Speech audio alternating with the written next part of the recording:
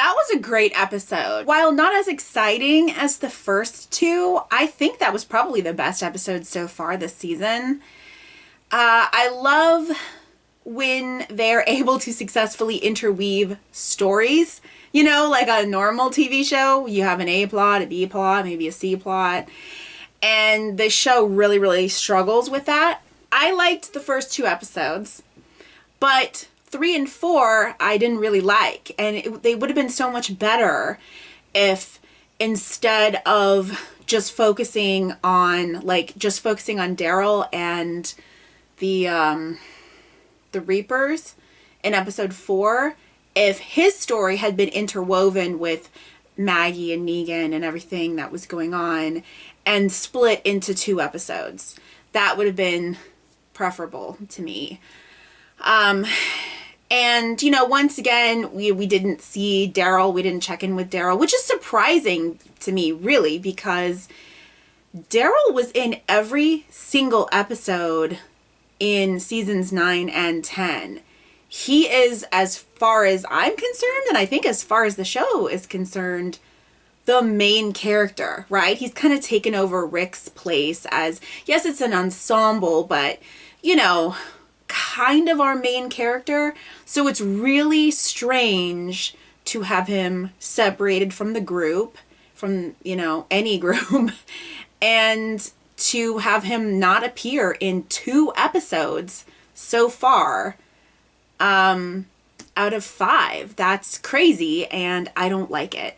So, I mean, no secret that Daryl's my favorite, and I don't want him to not be in an episode. I don't like that.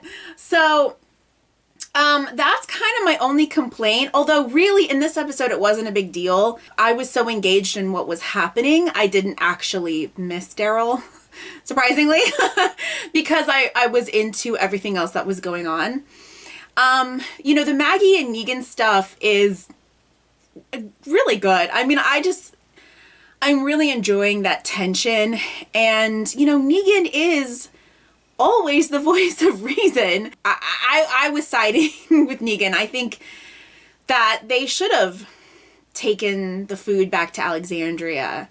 You know, maybe wait a day. You know, maybe wait a day. The fact that, you know, Gabe and Elijah show up right when they did, I mean, it happens to prove Maggie right, but I don't think she actually was right. They just got lucky is what I'm saying. But I'm glad that Gabe is back with the group. I'm suspicious of Elijah.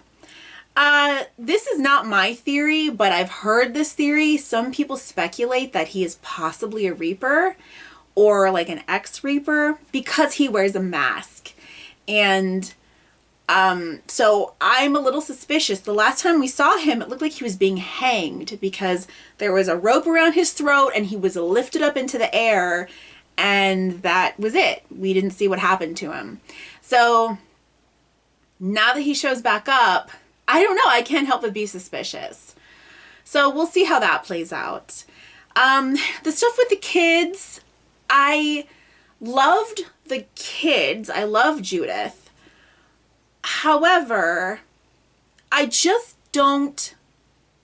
I've got 2 problems. So the children and the teenagers should know how to fight. It is ridiculous that they wouldn't be taught. You know, that Judith is the only one who knows how to fight. Michonne is the only one who thought to teach her kid how to fight. I loved that Erin and Gracie had a plan. She's got a whistle and there's a plan for her to go to the basement and everything. I love that. But all of these children should know how to fight. They should know how to wield a blade. There should be archery classes. They should know how to stab zombies in the brain. Like, they should be trained. And it is insane that they're not. It is insane. It's unbelievable. I actually don't believe it. Like, I can't believe that Judith is the only one. I love that she's taking it upon herself to train the children, but why? It's just crazy. And then the teenagers, yes, teenagers are assholes and teenagers are stupid sometimes. But the way that teenagers are written in TV shows, oh my God, it's just awful. I don't believe that teenagers would behave like this in the zombie apocalypse. I just don't. Maybe if they have been completely sheltered, like if they grew up in the Commonwealth or something, but these children, even though they've been well taken care of this whole time, I just don't buy that they would be this naive. But I did think that Judith had some really nice moments.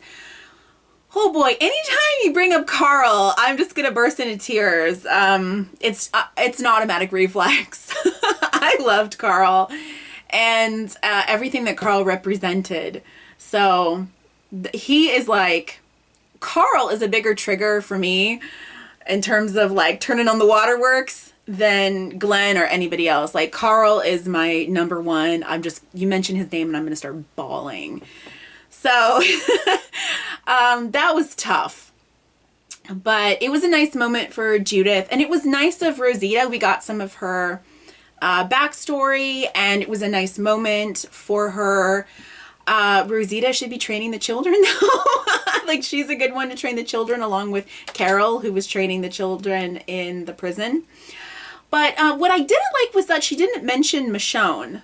And, you know, clearly Judith was thinking of Michonne. And, I mean, I guess Rosita didn't mention Michonne because Michonne isn't dead as far as they know. They know that Carl's dead and they think that Rick is dead. And so when she said that, you know, they were preparing you to be able to take care of them, to take care of yourself if anything happened to them, you know, I think that's what she's talking about. But it would have been nice if she'd name-checked Michonne, you know, because Michonne was actually the one who, like, raised her and taught her to fight and everything. So that would have been nice. And, you know, Michonne's been gone a long time. I'm not sure how long. I never know time frames in this show. But she's been gone a long time, and you might suspect that she is dead. So, I mean, they haven't heard anything from her. So, it would have been nice if Rosita had comforted Judith a little bit about her mom, you know?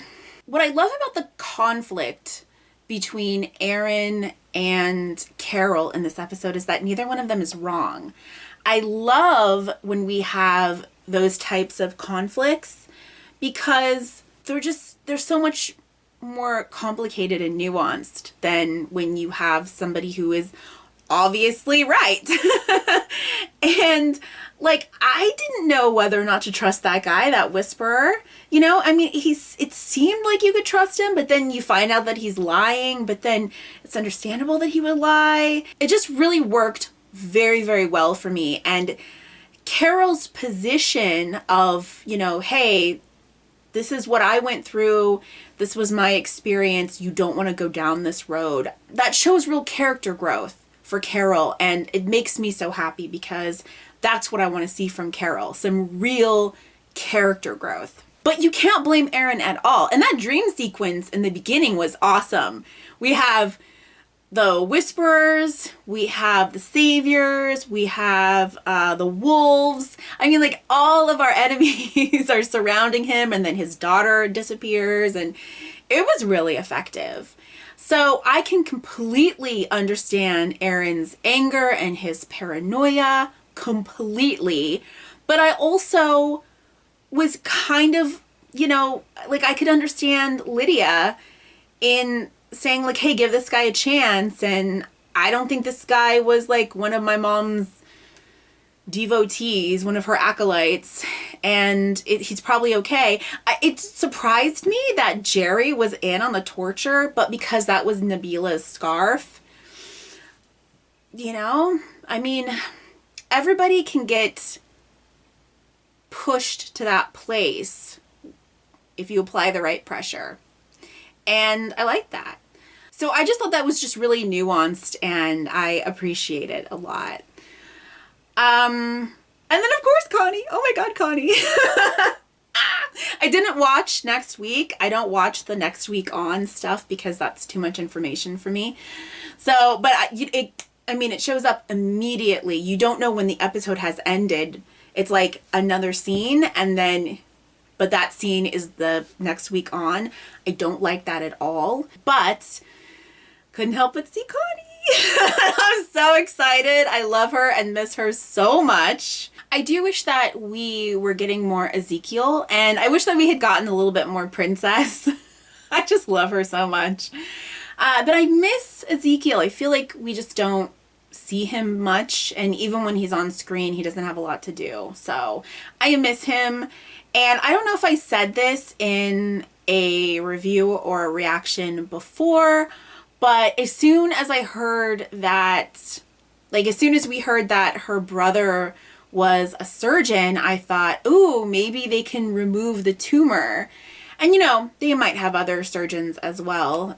They probably do. But now that we see, the scope of the Commonwealth. But when I heard that, I was like, ooh, because I'm really hoping that they're going to cure Ezekiel, or at the very least that he's going to make it through the end of the season, because I would just be so brokenhearted to lose him. But I miss him so much. He's a comfort character for me, and he just hasn't been around enough. So I liked the stuff at the Commonwealth. I don't trust it. It looks too good to be true. I don't think that they're going to be straight up villains, though, because that would be the least interesting thing that they could do, right? It's the last season. So I think the Commonwealth just being more bad guys, that just wouldn't be interesting. So I think that they're hiding something. I think there's more story there. Like, there's more than meets the eye. There's something else going on. But I think, and I don't have any comic book knowledge, I do know that the Commonwealth is a storyline in the comics, but I know nothing about it. So I think that ultimately it's going to be a good place. And it kind of seems like the way that Alexandria is going, the way it's falling, it kind of seems like they're going to end up there. Which is so crazy because I don't understand. And I can't keep track of what I've said in a reaction or a review or what I've just talked to other people about. But I don't understand why Alexandria is starving when Oceanside exists, first of all. They can't go to Oceanside. Are there no fish left in the damn ocean? I don't understand why they are starving when the ocean exists. Forget Oceanside, the community. The fucking ocean exists.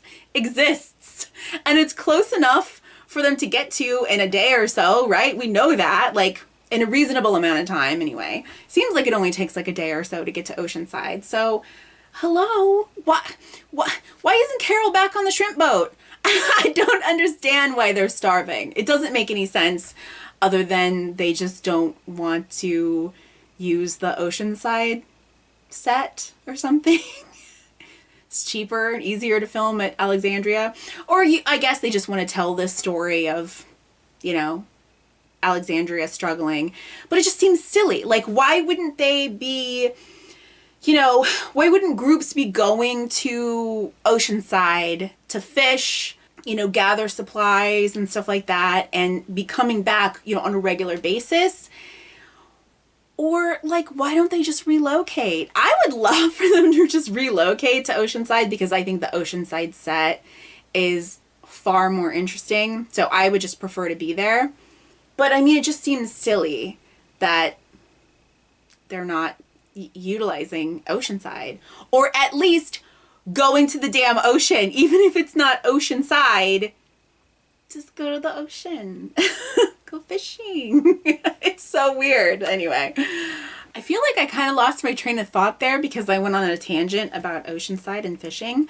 So I can't remember what I was talking about. But anyway, there's something about the Commonwealth that just kind of gives me the heebie-jeebies. And So I find that interesting, and I don't know if that's just me or what. So we'll see. But like I said, I don't think that it's going to be all bad, because I think that would be the least interesting thing that The Walking Dead could do in their final season. But maybe there is a bad faction or something to that effect that we'll have to deal with.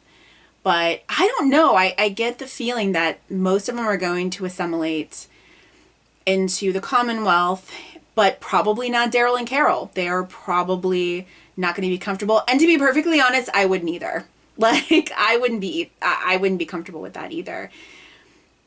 I personally wouldn't want to return to the old ways. I would want a new system, a better system. I wouldn't want to return to bureaucracy and capitalism and all of that. So that's not appealing to me.